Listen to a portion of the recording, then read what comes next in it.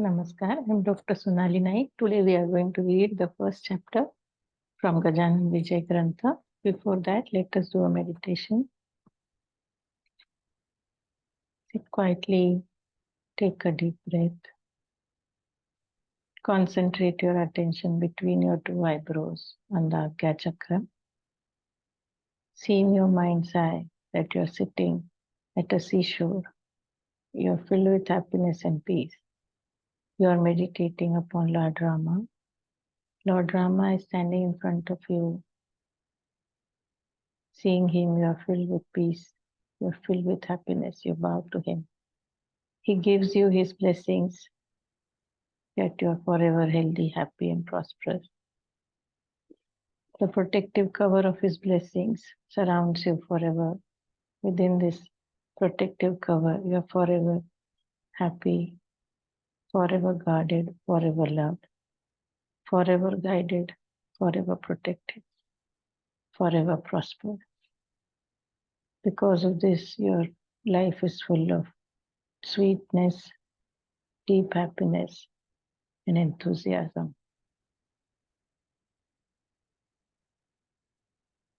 Give thanks. Slowly open your eyes. Jai Gajanan. Shri Ganeshaya Nama. God of boundless glory, everlastingly victorious. I bow down to you, learned men and saints. Rever you at the launch of new events. Obstacles blaze away in a flame, like cotton near the burning fire. I bow down to you to seek your blessings, to make this writing poetic and inspiring. I do not possess qualities of a poet, yet your blessings are my greatest assets. Now my obedience to Devi Sharada, idol of poets born of Brahma. I bow down to you, O goddess, mild. I am just an innocent child. I request you to help me uphold my self-confidence manifold. The lame can run up a mountain and dumb deliver an oration. With your kind sanction, please help me in this presentation. I beseech the blessings of the primal God, God Pandurang of Pandari, and seek his blessings in writing this story. He is the creator and the preserver. He commands this universe and he is the ultimate power. He is the one who receives attributes yet appears without any attributes. I owe him my existence. He is omnipresent. I am insignificant. As Rama, he blesses the monkeys to gain prowess at war. As Krishna, he sanctified the cowards with powers so magical. Everything happens as he disposes. God's saints have rightly said that money cannot buy blessings, earnest devotion can. That's why I'm at your feet. God Panduranga, be with me. Help me write this biography. God Bhavani Vara, Nilakantha Gangadhara, Onkar Rupa Trambakeshwara, bless me. Your blessings are like touchstone which turn iron into gold. I am just a piece of iron. Please lend me that shine and help me in composing these lines. Deity of my family, Jaganmata of Kolhapur, bring me lucky tidings to accomplish this endeavor. Devi Tulsa Bhavani, place your gracious hand on my head to bring me good fortune in completing this pledge. I now bow down to God Dattatreya to grant me inspiration to write this saga. Salutation to sages Shandilya, Vashishta, Parashar, Gautam, Sri Shankaracharya, shining like the sun. To all sages who should guide my fingers to get the writings done. Saving us from the turbulence of life, Saints Gahini, Nivrutti, Dhyaneshwar, Tukaram, Ramdas alike. Please accept my salutations. Bless me in fulfilling this exposition. Sai Baba of Shirdi Sansthan, Guru Vaman Shastri, my mentor, wipe out my unease and help me write this treatise. Fond affection makes one speak. I am a child and you are my mother. I am just a pen which writes. You are the energy in the letters.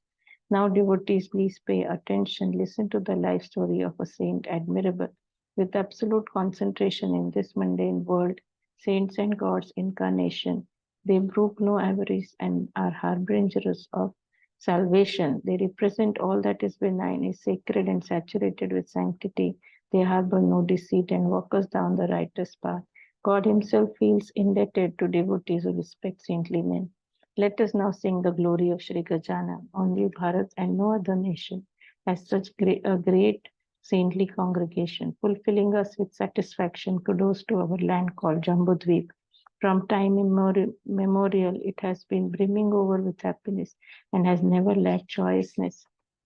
This land is blessed with the touch of feet of great saints for a million years. Narad, Dhruv, Kayadu Kumar, Uddhav, Sudama, Subhadravar, Mahabali, Anjani Kumar, and Dharmaraja unrivaled.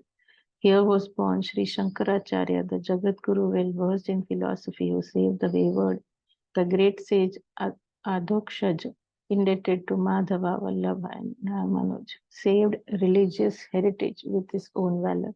Narsi Mehta, Tulsidas, Kabir, Kamal, Surdas, Gauranga Mahaprabhu of distinction, all beyond my comprehension. God Vishnu got poisoned because of Mira's devotion.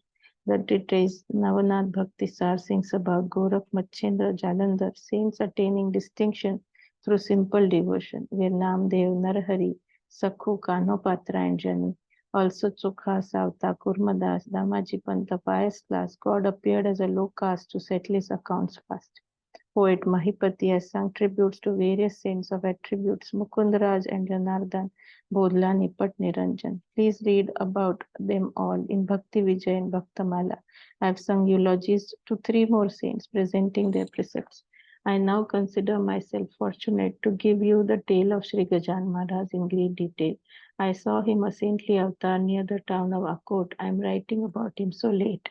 But the locket in a necklace is woven last. In the tehsil of Kamgaon, in Vidarbha region, resides the town of Shegaon, a small trading division. Now it has no rival.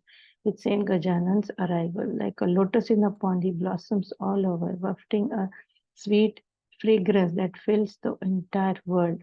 He is a diamond from Shegaon mines. With my small talent, I write of him.